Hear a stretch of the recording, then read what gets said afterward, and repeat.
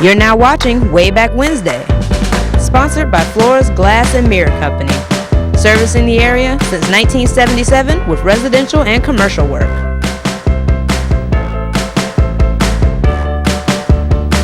Hello friends, and welcome to Wayback Wednesday. I'm your host, Randy Adcox. Glad you could join us tonight. So good of you to join us and be a part of our little celebration here. And we're celebrating history, Rocky Mountain history as always. But more than Rocky Mountain, we're celebrating history in general. You know, we had a great show last week. I want to thank all of you who called in, shared your memories and your knowledge about the radio and radio personalities and so forth, the TV personalities.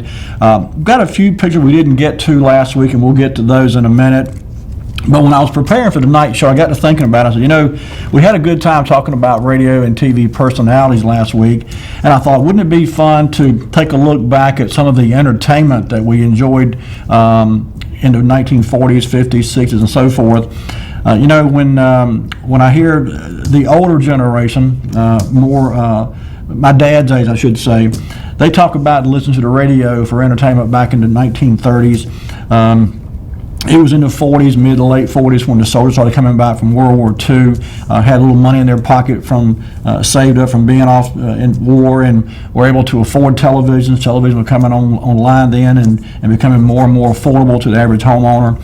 And so television programming really came into its own in the late 40s, early 1950s, and there was a multitude of great shows. I'm a child, I was born in the 50s, but what I remember from the 50 TV shows was reruns that had originally aired in the 1950s and were still playing in the 60s. So I kind of guess I'm really more of a child of the 60s when it comes to the television. But I thought we'd take a look back tonight. And so tonight we're going to, the first, I don't know, half a dozen or so pictures are actually some that we didn't get to last week. So we're going to go through those. And there's just kind of some follow-up, if you will, pictures on radio and some of the people that we talked about last week. So we'll get to those. And then we're going to look at some screenshots and clips from some old television shows. So, and I want to encourage you, if you had a favorite TV show, we're going to focus tonight on 1940s and 1950s. So just be thinking about that 10-year or 20-year time frame, in 1940s to 1950s, and TV shows that you remember watching as a child or perhaps a young adult, maybe an adult. And then maybe next week we'll look at 60s and 70s. We'll kind of go on to more modern television. But the theme of tonight's show is really entertainment, and specifically TV entertainment and TV shows. So with that being said, Lee, I'll tell you what, let's go ahead and go back and look at, as I said, these first 5 or 6 pictures. Let's see, 1, 2, 3, 4, 5, 6, 7, 8. It's actually 8 that we just didn't get to last week. And so I thought we'd start off with those tonight. And these are just some pictures of people that we talked about. We actually did show some pictures of some of these people, but these were additional pictures of some of the radio and TV people that we talked about. We just didn't get a chance to view last week. So Lee, whenever you're ready, you can bring that first one up on the screen there. And I'm going to wait till you bring it up. There you go. Okay. Well, somehow or another, I must have got my pictures out of sequence. Lee, can you reverse these chronologically and start with the ones that are dated 9/24? We'll get to this in a minute. Some of you might probably recognize this picture. But the first picture, Lee, if you'll hit the listing by date and switch them chronologically, I'd like to start off with the ones that are dated 9/24. And the first one would be Mel Warner, circa 1956.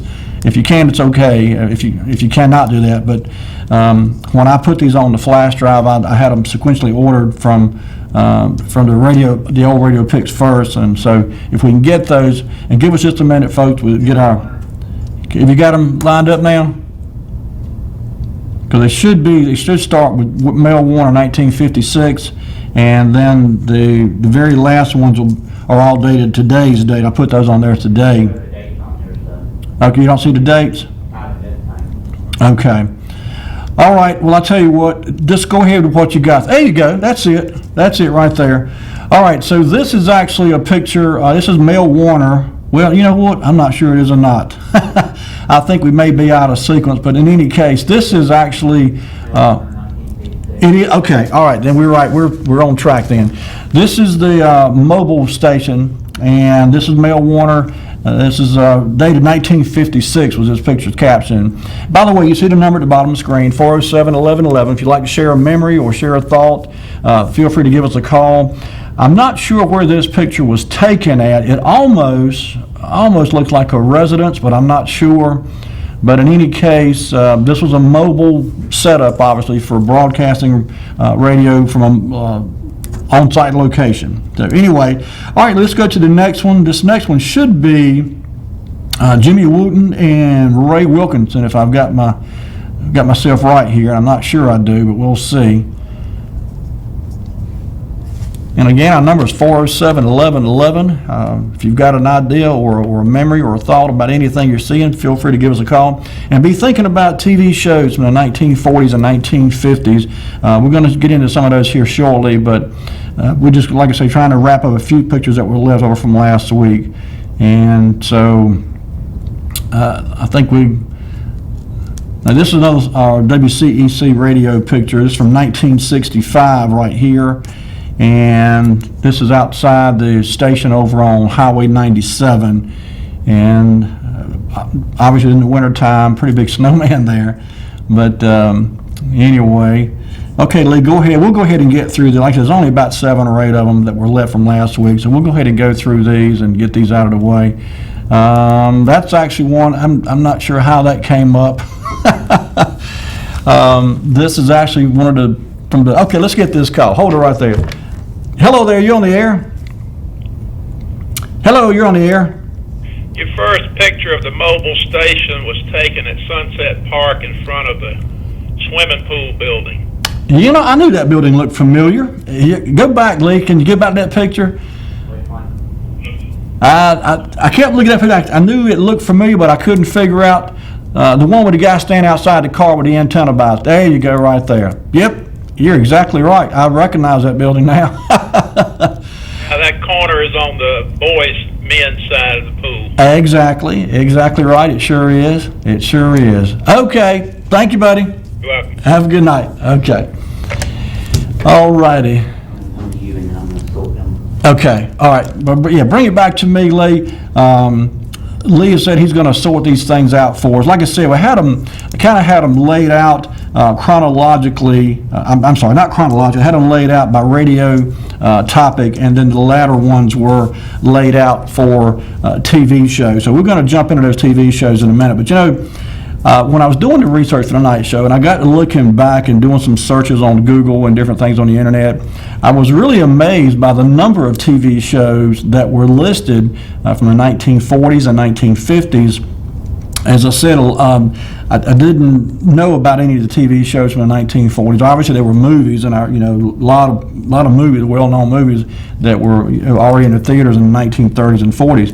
But TV shows were a bit of a rarity in the 40s, and as I said earlier, I was a little bit amazed that there were the number that there were, and a good many of those started out in radio, and that's kind of what ties this together. When I was looking through these old TV shows, several of them, in fact, got their start as early radio shows, and then they were morphed from a radio broadcast into a television show.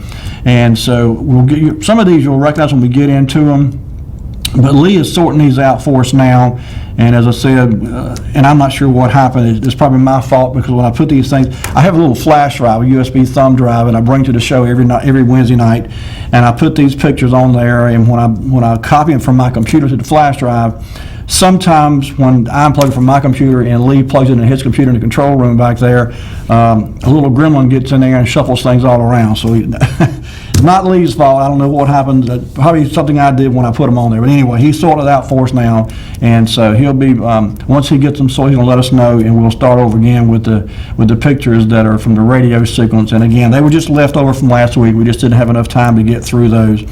So we're talking about the TV shows, and one of my earliest recollections of watching television, and we'll show you some pictures of this TV show a little bit later on in the show, but Gunsmoke is one that just sticks out in my mind as being a very early TV show, and it was certainly a big part of our family's weekend entertainment. I think it come on Saturday evenings, And it's been on every night of the week over the years, obviously, but my earliest recollection was it coming on Saturday evenings, and we all had to stop what we were doing and be quiet and get in front of the TV and be still while Gunsmoke was on. And that was just one of, several shows that we used to watch. But television certainly has been a big part of entertainment for most people in the United States over the years. And we've gone from a nation where back in the early days of television and home entertainment, if you will, it was fortunate for a family to have a television at all, and now it's not uncommon for there to be a TV in every room, including the kitchen and the bathroom in some places.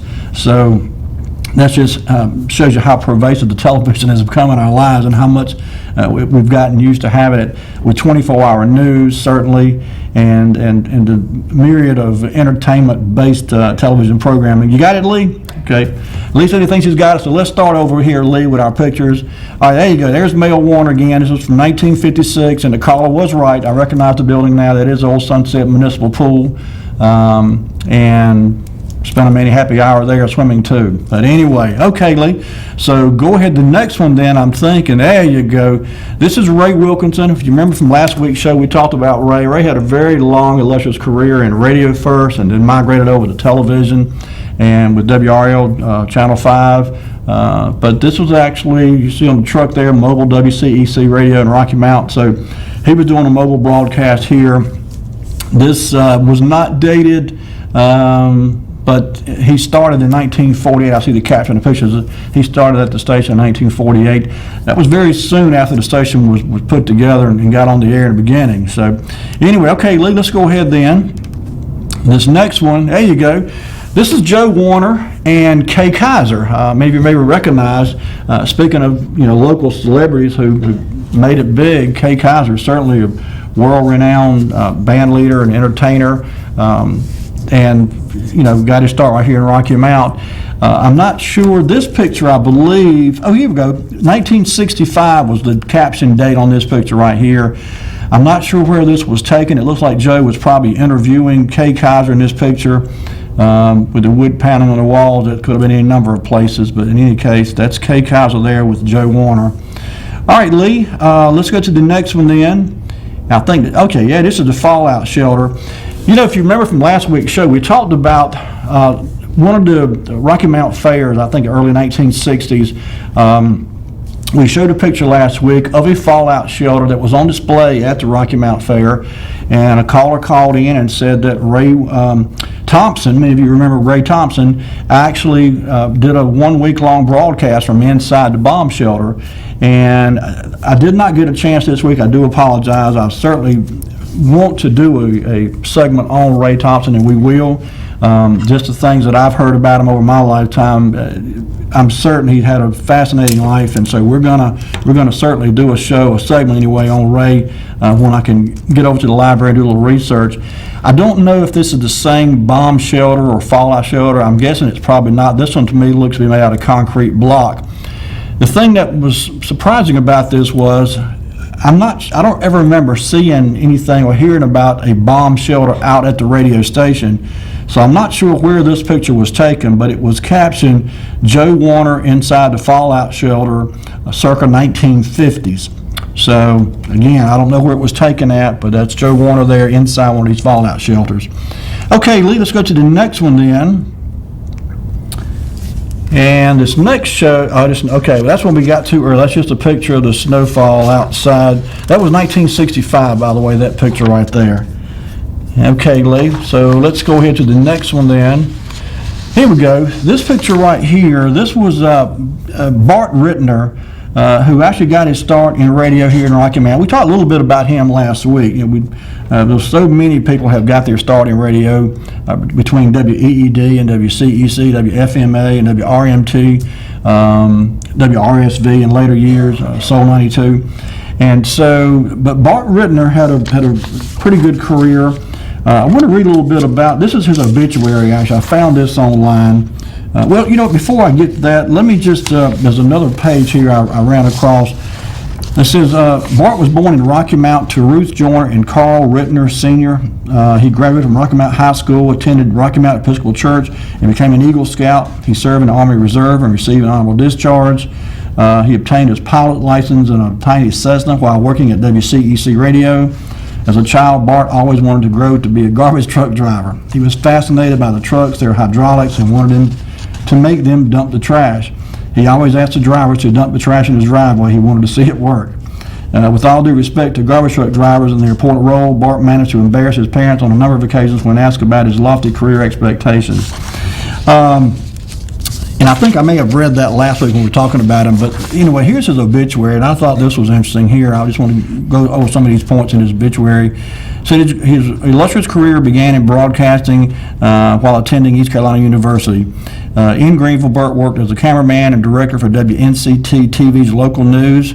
After college, Rittner returned to Rocky Mount, joined WCEC AM, and discovered his true love and talent behind the microphone in the radio business. I did not realize until I just read that again that he had actually worked for WNCT TV before he got into radio. I didn't realize that. Said after mastering his radio skills for 10 years in Eastern North Carolina, he moved to the big time at WRAL-FM in Raleigh. In only 2 years, his career took a huge leap when he moved to WPTF Radio, the dominant radio station in the market at that time, which featured a news and talk format. He was at WPTF, where Rittner honed his interview skills and became a trailblazer with Open Line, one of the nation's pioneer call-in and interview radio programs. He was neither conservative nor liberal. He dealt with each issue on its own merits. So during his career, Bart interviewed a number of people, notable people including President Lyndon Johnson, Governors Terry Sanford, Dan Moore, Jim Hunt, Agriculture Commissioner Jim Graham, television star Andy Griffith, Senator Jesse Helms, Jesse Jackson, Jimmy Dean. In 1978, he had a role in a motion picture, Time of the Eagle, a full-length motion picture shot in Raleigh, Durham, and was produced by Larry Gardner of Videophonics. He said his brief fame on the big screen appears 44 minutes into the movie, which can be seen on YouTube. I didn't know that either. I didn't realize he'd ever been in the movie. So in 1980, he served as a hostage negotiator at Maximum Security Central Prison in Raleigh. Rittner served as principal communicator between the inmates and Warden Sam Garrison. With Rittner's assistance, Warden Garrison was able to resolve the prison takeover with minimal disruption and no loss of life. Bart was trusted by both the inmates and the Department of Corrections due to his common sense approach to issues on the radio. So anyway, just a little bit of background information there on Mr. Bart Rittner. I can't say I remember him personally. I'm sure some of you may, but another good old boy from Rocky Mount who's done well for himself. So I'll tell you what, Lee, let's bring it back to me if you would. I think we've got ourselves back on track now. So from here on out, we've got there's not many more in this little segment here, maybe a couple more. And that may have even been the last one in that grouping. But I'll tell you what, this is a good time to take a commercial break. Folks, go ahead and get yourselves a little break time. We'll be back in just a minute with some more Wayback Wednesday, some more pictures. So be thinking about some old TV shows from the 40s and 50s and give us a call when we come back on the air and share your memories with us. We'll be right back with more Wayback Wednesday. Take it away, Lee.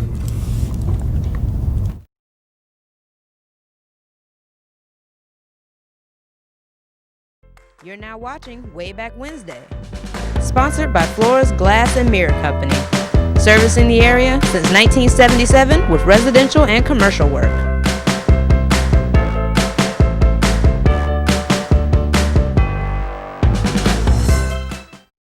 Does sorting through Medicare make you feel like this?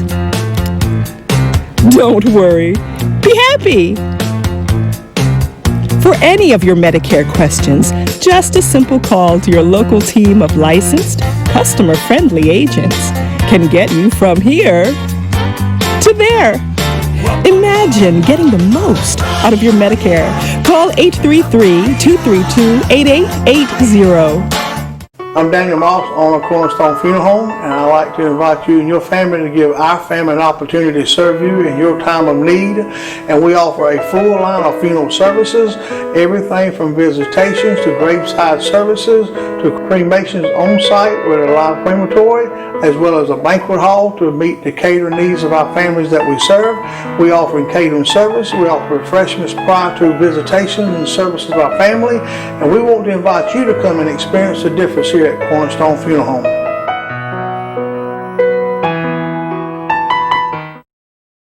When faced with special care needs for elderly or disabled loved ones, families want compassionate, comforting care.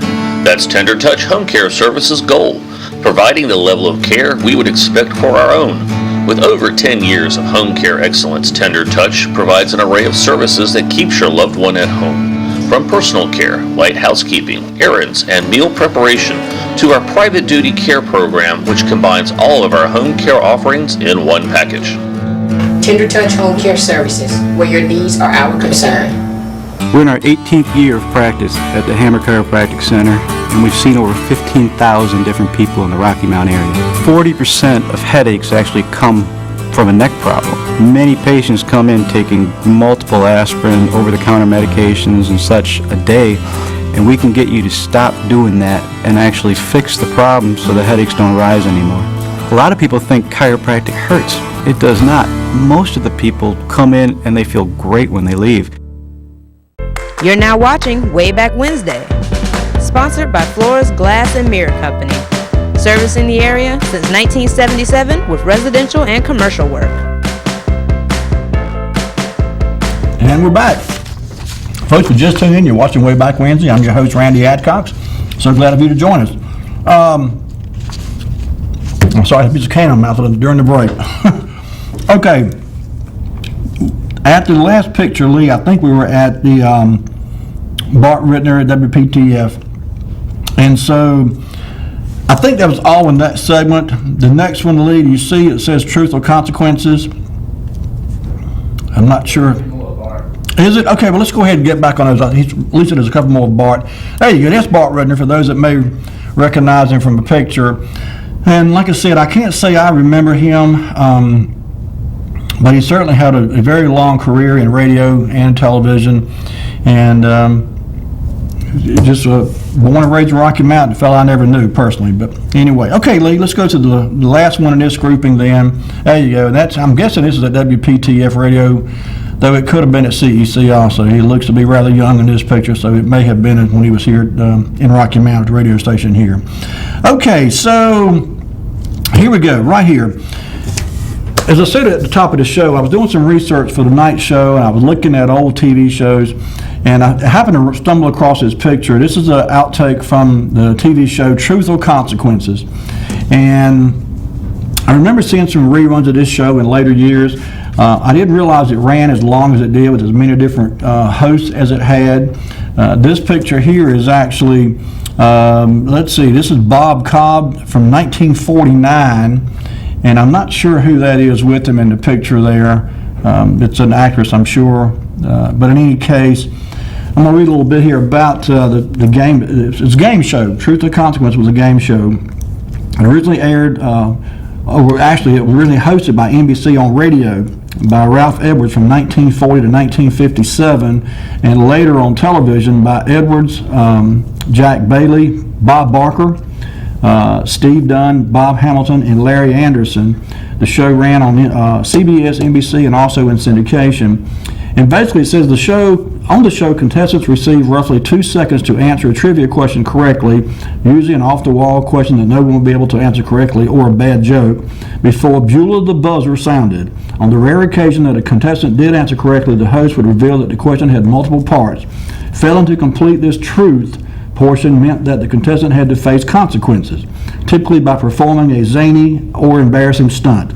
Contestants' involvement in these stunts and the audience's reaction led Edwards to state about himself and his producers, "Aren't we devils?" Truth or Consequences' first game show to air on broadcast television, first on in New York at WNBT TV in 1941, but it didn't appear again on TV until 1950, so there was about a 9-year period there where it was on the radio only, apparently. The program originated as a primetime series September 7th, 1950, and it was again hosted by Edwards. And 3 years later, it returned to NBC with Jack Bailey as a host, this time running from May 1954 until September 56. As I said, it went through various renditions over the years, hosted by various people, and a very popular show during its heyday. Okay, Lee, let's go to the next one then. And this next one is Alan Young and Dawn Adams on the Alan Young Show. This was from 1944. And so this show, the series began on NBC Radio again. You'll notice there's a theme here. A lot of these shows started on radio.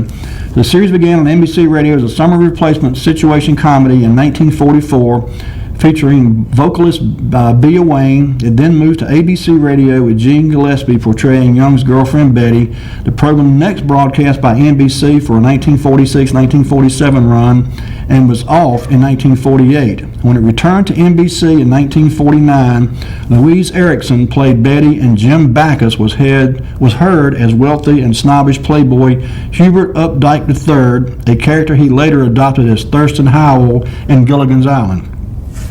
It says in 1950, the Alan Young Show moved to CBS television as a variety sketch comedy show. Each program typically contained a monologue, one or two songs by a vocalist, and two skits. The regulars included Polly Bergen, Ben Wright, Joe Kearns, Mabel Page, Philip Teed, and Lud Gluskin Orchestra. The show went on hiatus in March of '52. It returned for its final season in February of '53. This is another one I can't say I remember. Maybe some of you do, but that was the Alan Young Show there. So, okay. Again, if you've got any memories of these shows, give us a call. 407-1111 is the number. And we're just talking about old TV shows tonight from the 40s and 50s. And this is just a sampling of what was out there, the shows that were on TV during that time frame. And so I'm sure there are much more that I won't get around to tonight. So if you happen to think about one that you'd like to mention, let me know, and I'll see what I can find out about it. And next week we'll kind of follow up with some of these shows tonight, if anybody's got anything to add to it. And we'll try to get some from a little later time frame for the younger viewers in the audience next week. We'll go into the 60s and 70s. So, okay. All right, Lee, let's go to the next one then. This next one, I believe, is the... there you go. Oh, we got a call. Let's get this call first. Hello there. You on the air? Hey, Randy. How you doing? Hey, Harold. Good, buddy. How you? I'm doing great. I remember Polly Bergen as being Miss America. Do you really? Yes, she was Miss America. And she was a spokesman for many years for Pepsi-Cola. Okay. So she was a TV personality, I guess. Seems like to me that she later... was a secretary to the detective or the lawyer, I guess, Perry Mason. Seems that she was on the Perry Mason show for a long time. But you are reaching back in the archives. Yeah, I started to go back with just shows that I remember. So, we've got some folks who can remember further back than I can, so I wanted to kind of go back a little bit further than what I could remember. And certainly these older shows, some of them I never knew existed, Frank. As I said earlier, some of them I've seen reruns of, but some I'd never heard of. And I can't honestly say I'd ever heard of the Alan Young Show. This is a new one on me. Yeah, that's the black and white days, I think. It is, absolutely. Yes, sir. Sure is. Because I remember Bart Rittner had a great career in mostly TV, guess radio, really. Here, Greenville, and then in Raleigh. But I think he died fairly young, so I don't think his career was a very long one, but he accomplished a lot. Well, he's one of the ones, I don't know that I have an obituary on him. Actually, I do not. I thought I might, but I do not. But, I don't remember hearing about when I do see a note here that in 1978 he had a role in a motion picture, so I'm not sure, and he was born, it looks like, in 1935, so you may be right. He may have been, that would have put him roughly 40s. He was another person that I think grew up with a Rocky Mountain background like Samuel Bland and went on to some greater things in a different area. Yes, sir. He did indeed. He sure did. Maybe you can get something together on Ray Thompson. That would be interesting. I did plan to do that. I had hoped to do it tonight, and honestly, I just didn't have a chance to make the contacts and do what I needed to do to get that done. It's been kind of a crazy week since last week's show, but I absolutely intend to do that. Look forward to it. All right, buddy. Thank you. Thank you, buddy. Have a good night. Okay. All right. So anyway, this is the Arthur Murray party here, and this show. Let's see. This picture's from 1953, actually. So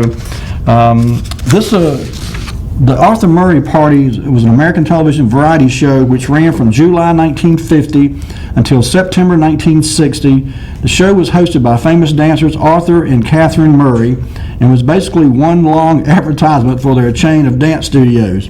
Each week, the couple performed a mystery dance, and the viewer who correctly identified the dance would receive 2 free lessons at a local studio. Arthur Murray Party is notable for being one of the few TV series. The others were Down You Go, The Ernie Kovacs Show, Pantomime Quiz, The Original Amateur Hour, and Tom Corbett, Space Cadet, broadcast on all 4 major commercial networks in the 1950s during the golden age of television. It says the show was set up like a large party with Catherine hosting a variety of guests, from sports stars to actors and musicians. Reading over this, it kind of reminds me of a very, very early American Bandstand. Some of you remember the Dick Clark and American Bandstand show where they danced and to music of the day, whatever was current at the time. But this is the Arthur Murray Party. As I said, it started off in 1950, July 50, and ran until September 1960. So it had about a 10-year run there, and apparently was fairly successful during its heyday. We've got a call. Let's get this call here. Hello there, you on the air? The lady in the picture, one sitting on right in the middle, kind of sitting down. Yes, sir. She appears to be perhaps Kitty Carlisle, who later was a panel member on Gary Moore's I've Got a Secret. I remember that show, and she does favor her. She absolutely does. All right. Do you recognize anybody else in that picture? No, I don't know. I was just looking, trying to see who those gentlemen might be. Yeah. They kind of remind me of the Everly Brothers. But I don't know that. There's 3 of them, so I don't know the 3. Yeah, I don't know either, but okay. All right. Thank you. Have a good night. Okay. All righty then. Lee, I tell you what, let's go into the next. That was the Arthur Murray Party. Some of you recognize this fellow right here. He'd done all right in his time too. This was Frank Sinatra, and this was there was a Frank Sinatra show, also known as the Boulevard Watch Time. Obviously, his show was sponsored by Boulevard Watch, and it was an American musical variety show that Frank Sinatra hosted from 1950 to 1952. The series aired on CBS on Saturdays for the first season and on Tuesdays for the second year. As with many variety shows at the time, the show was broadcast live and was recorded via Kinescope. Some episodes were 30 minutes long, while others were 60. At least one episode aired in a 45-minute time slot. So there's old Frank Sinatra there, and he was on so many different shows and movies and things throughout the years. I didn't realize it had his own show, but obviously he did from 50 to 52. So anyway, all right, Lee, I'll tell you what then. Let's go ahead to our next show, next picture. And this old fella here, this was Gabby Haynes. And Gabby Haynes, I'm going to read you what I come up with here tonight. If anybody wants to add anything to this, feel free to give us a call. He played in a lot of westerns, obviously, but the Gabby Haynes Show was a general-purpose western television series in which the film star and Roy Rogers' confidant, George Gabby Hayes, I think I said Haynes, it's Hayes, excuse me, George Gabby Hayes, narrated each episode, showed clips from old westerns, or tall tales from a primarily children's audience. The first Hayes program ran on NBC at 5:15 Eastern for 15 minutes 3 times per week and preceded the puppet series Howdy Doody. It aired December 11th, 1950 to January the 1st, 1954. The second version was a half-hour broadcast on Saturday mornings, carried for only 13 weeks from May 12th to July 14th of 1956. The show was sponsored by Quaker Oats Puff cereals, which were shot from guns.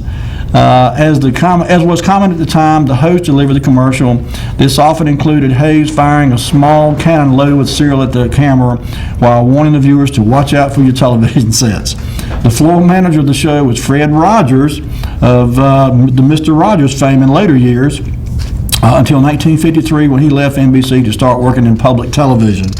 So this is another Gaby Hayes. I can't say I remember the Gaby Hayes show. I wasn't born then, but and again, this appears to be a show that was primarily aimed at kids.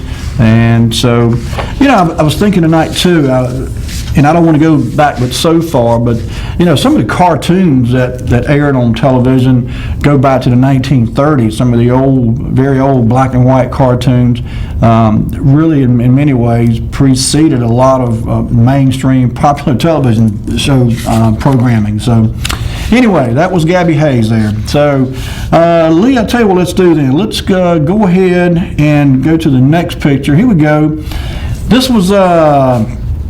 This is Tom Corbett, and he was the main character in a series called Tom Corbett Space Cadet.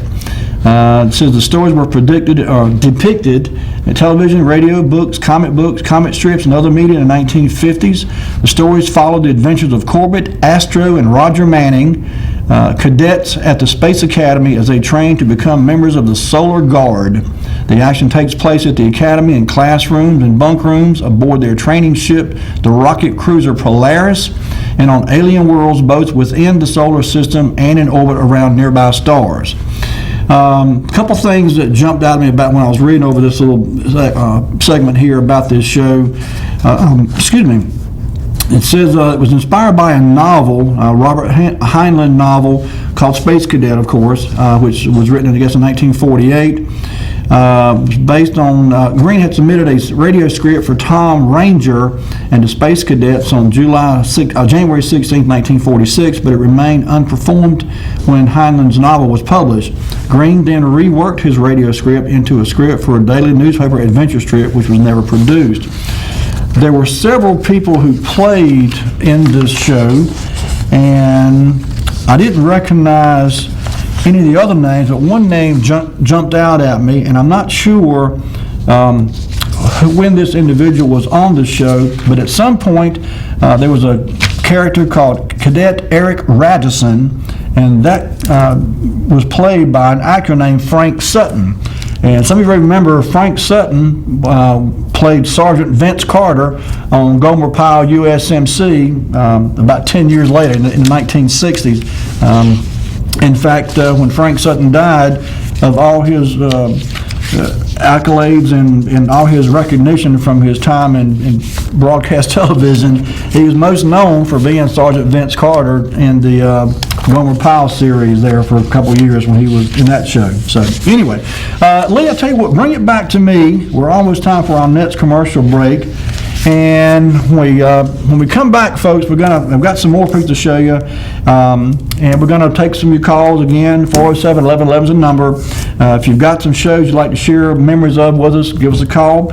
Until then, we're going to take a quick break. We'll be right back with more Wayback Wednesday. Don't go anywhere.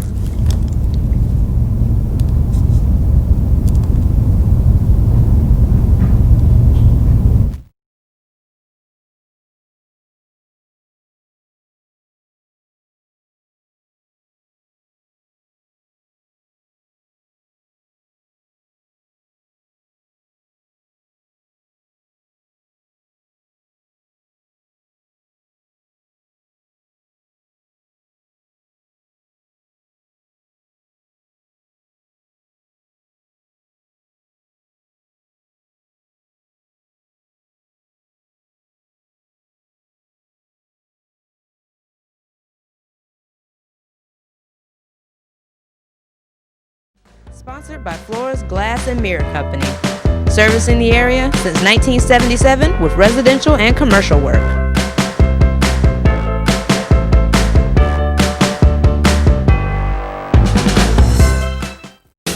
Does sorting through Medicare make you feel like this? Don't worry. Be happy. For any of your Medicare questions, just a simple call to your local team of licensed, customer-friendly agents can get you from here to there. Imagine getting the most out of your Medicare. Call 833-232-8880.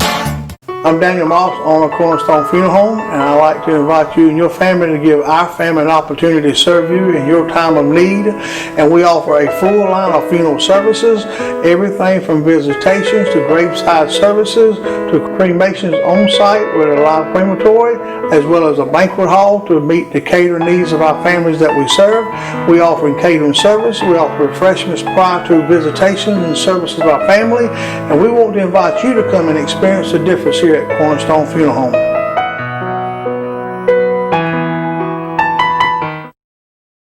When faced with special care needs for elderly or disabled loved ones, families want compassionate, comforting care.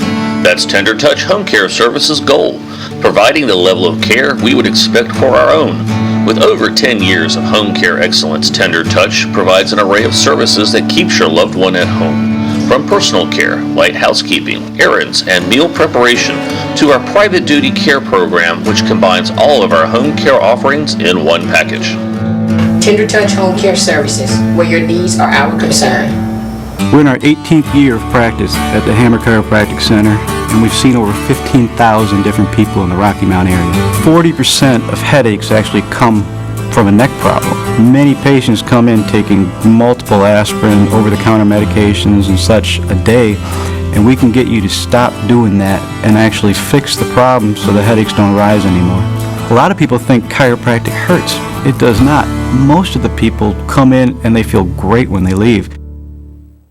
You're now watching Wayback Wednesday, sponsored by Flores Glass and Mirror Company, servicing the area since 1977 with residential and commercial work. And we're back. Folks, if you just tuned in, you're watching Wayback Wednesday. I'm your host, Randy Adcox. Glad you could join us tonight. During the break, I happened to glance over my phone and noticed that someone had sent me a message. And so thank you. This is actually the obituary for Bart Rittner. It seems he died December 27th of 2011, so he actually had a pretty good span there. That would put him about, 65, 76 years old. So he had a pretty good run at life. But anyway, thank you for sending that in. Before the break, we were looking at some pictures of the old TV shows from the 1950s, and we had mentioned, the ones that I'm showing tonight are just a very, very small sampling of what was out there. I was really amazed when I got to looking and seeing, if you do a Google search on the internet, for those of you who do such things, for 1950s TV shows, it's really amazing. And of course, some of these shows didn't last very long. Some, went for one season and were canceled. Some were for a couple of seasons. And they ran the gambit. There were certainly variety shows, entertainment shows, mysteries and so forth. A lot of sports, obviously. But I was really amazed and surprised at the number of shows that were on TV in the 1950s, and certainly that trend continued over time. So, having said that, let's go back, Lee, to our pictures. I think the next one is Jack Benny, if I remember correctly. There you go. That's a Space Cadet there. There you go. There's Jack Benny, and I very much remember Jack Benny. And one of the things that stands out of my mind about Jack Benny was the fact that every time I ever heard him reference his age, he was always 29. I think he was 29 for about 50 years. But I've seen several reruns and shows that he was in, and he did a lot of different types of things, obviously, but he was a great comedian, great comedic timing, and just an absolute icon in the entertainment industry.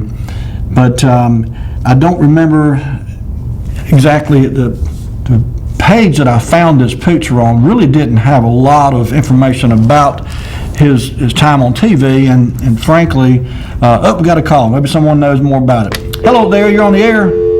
Oh, Caller, I may have lost you. If I did, please call back. I apologize. I think I hit the wrong button, may have cut you off. But anyway, if I'm not mistaken, I think Jack Benny went on the air actually in the late 40s, early 50s. I could be wrong about that, but I know he was on the air for some time. I know, in fact, in the 1960s for sure. I remember seeing some shows that he was involved with during the 60s. Here we go. Let's get this call again. There you go. You're on the air. All right, that picture you're showing right there of Jack Benny. Yeah. The guy on the right-hand side was kind of a side of Jack Benny. His name was Rochester. Rochester. You got it. Rochester used to always make a big to-do about how and tight Mr. Benny was, and he always accused Jack Benny of wanting all the money in the world and didn't want anybody else to have any of it. Yeah, you know, he always reminded me of Louis Armstrong a little bit, the trumpet player.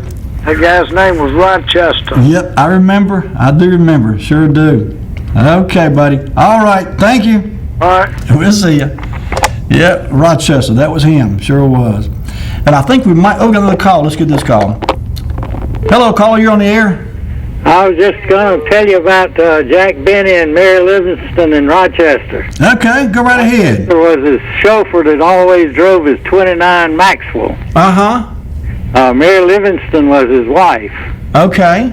And she was on the show with Jack Benny the whole time. Do you know how long this show ran? I know it was on for a number of years. Oh, it was on the radio for probably from the 30s on. I don't know when it came on television. We didn't ever get a television until about 50-some, but and it was on then. Mm-hmm. But the radio show with using your own imagination seemed to be about a lot more than the TV show. And he also had a Irish tenor, Dennis Day, that sang on his show. Uh-huh. And so that was about it. He was a funny fella, I remember. He was real funny. He and Bob Hope and Dean Crosby were. He did some USO shows and stuff too, as I recall. What? I think he did some USO shows too. Oh yeah, well Bob Hope did thousands of USO shows. He went over every year. Yeah. All during the war. Right. I was talking specifically about Jack Benny, though. I think he did some too. Yeah, he did some, right, but not as many as Bob Hope did. Right, you're right. Okay. Okay, Randy, buddy. Thank you. Go. All right, we'll see you. All righty. Bye-bye. Bye-bye. Okay. All right, Lee. So there we have it. Jack Benny, Mary Livingston in Rochester, rounding out the night on that set. Okay, let's see the next picture, Lee. I think there might be one more in this group of Jack Benny. I've got one more caller here, too. Yeah, hang on, let's see.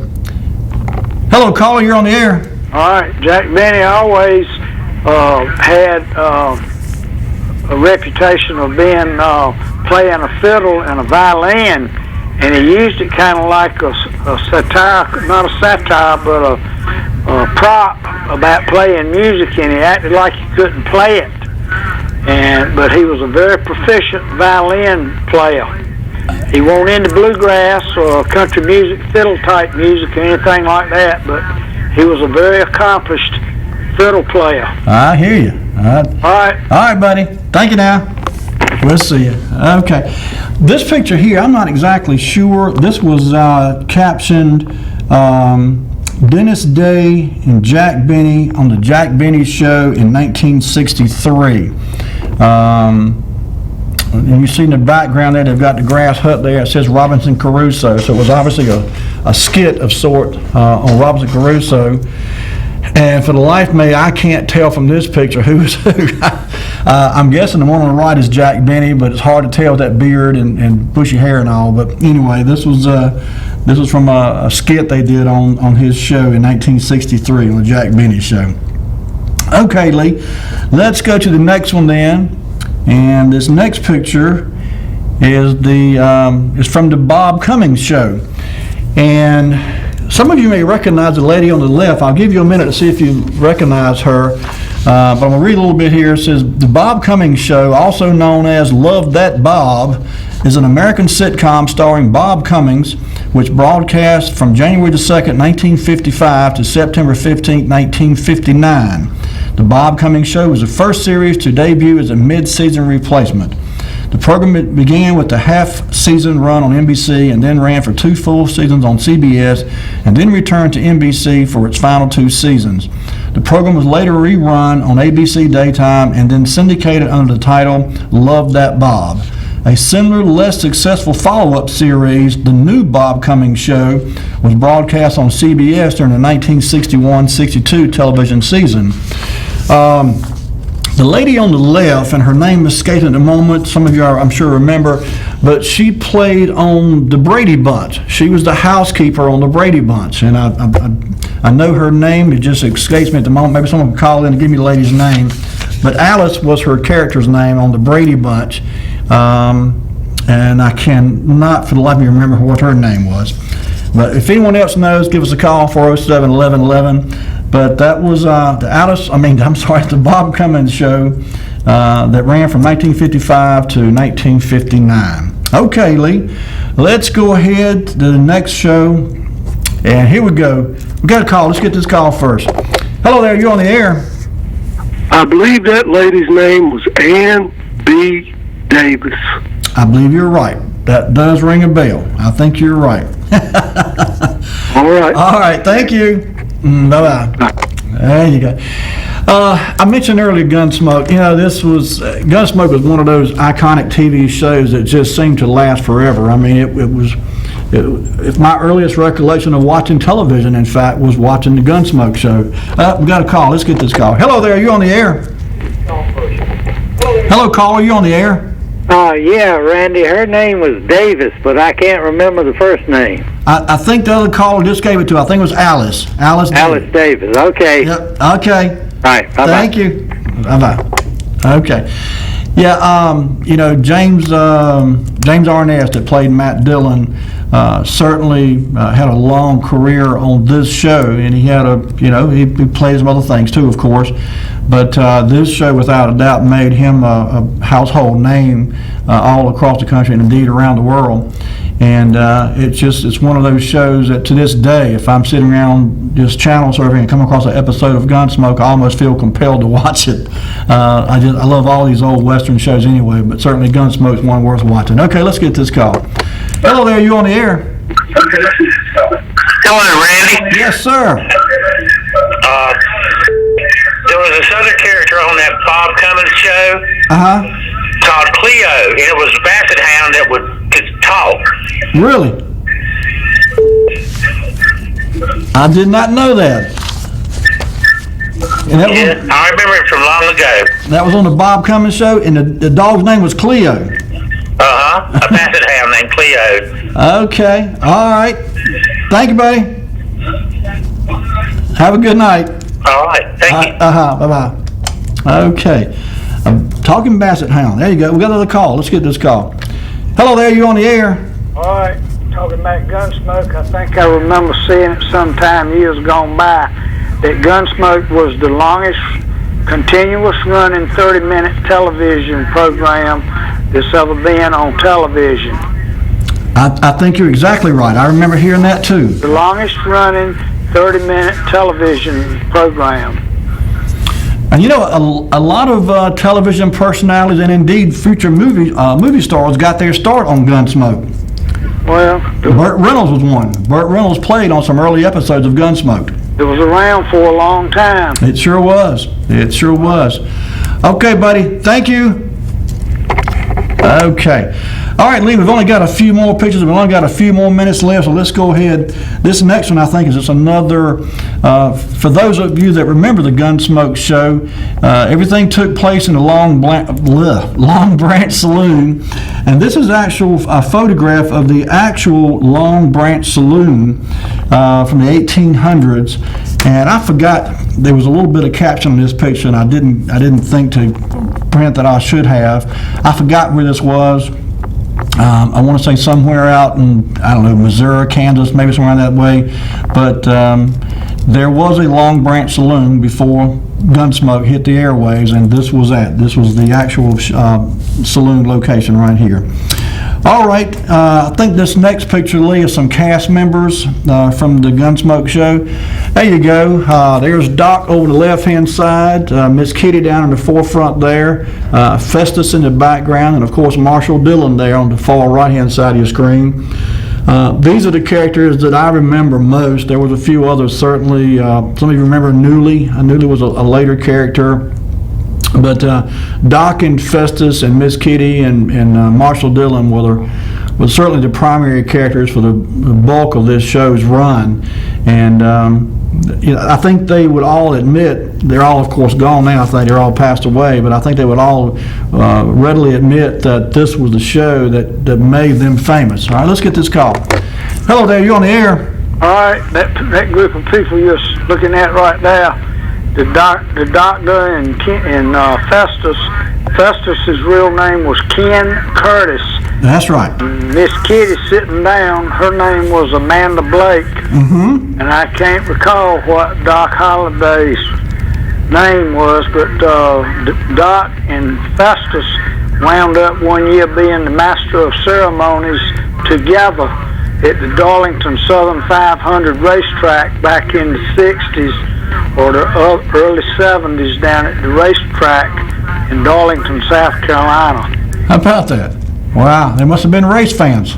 Well, might have been. I don't know. They were just TV celebrities, and they want somebody out there that the world knows. And in those years, there was a crowd of people that showed up for the Southern 500 in Darlington, South Carolina. It was a big event. Oh, yeah. Oh, yeah. All right. All right, buddy. Thanks again. Have a good night. Okay. All right. I think we've only got a couple more, Lee. Let's go to the next one. We're about to run out of time here tonight. We'll try to get to these last couple people who run out of. This show here, I used to love this show, the Ted Mack Amateur Hour. For those that remember this show, it was kind of like a, variety show. I remember a guy come on there one time and played a saw with a violin bow. A saw, he would saw a tree down with, took one of those and took a violin bow and played a song on the saw. But the Ted Mack Amateur Hour was just a really neat show, and they had a lot of neat varieties of acts on there. And I'm not sure exactly when that show first aired, and I'm not sure how long it ran, but it was certainly one of the shows that I remember in my childhood that I always enjoyed when it came on the air. Okay, Lee, I think let's got the last two here. This next one, I believe, is Lawrence Wilt. There you go. I can't say Lawrence Wilt was one of my favorite shows, but when I would visit my grandparents, particularly my grandparents on my mother's side, the Parrises, my grandfather played slide trombone as a young man, and so at his house, when the Lawrence Wilt show came on, we all had to stop what we were doing and watch Lawrence Wilt. It wasn't my favorite show, but I watched a mini episode over at my grandparents' house when I used to stay over there with them. And the last in the group tonight, Lee, let's bring this last picture up. There's George Burns and his sidekick, Gracie. And, George Burns was in his 90s when he died. He's certainly a television icon in this country, an international star at that. His comedy and his knack for entertainment was second to none. And he had a couple different shows, as I recall, but in any case, he was certainly a very well respected and loved TV personality, him and Gracie both. Lee, bring it back to me. Folks, that's going to wrap it up for us tonight. I want to thank you for your calls and for watching tonight and for joining us. I want to try to do this again next week with a little bit different flair. We're going to try to look at a little bit more recent television shows into the 60s and 70s. And I promise, too, I truly do want to do a little segment on Ray Thompson, because I think, as a couple of callers have alluded to, I think it's an interesting person, and I think it would be a neat topic to get into. So we'll certainly do that. I'll try to get the information together by next week's show. In the meantime, have yourselves a great week. Take care of yourselves, everybody, and be kind to each other. We'll see you next week with more Wayback Wednesday. Good night.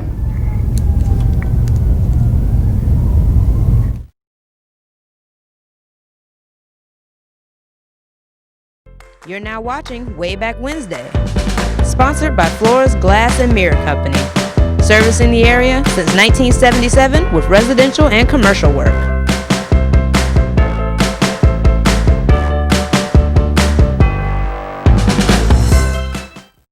Does sorting through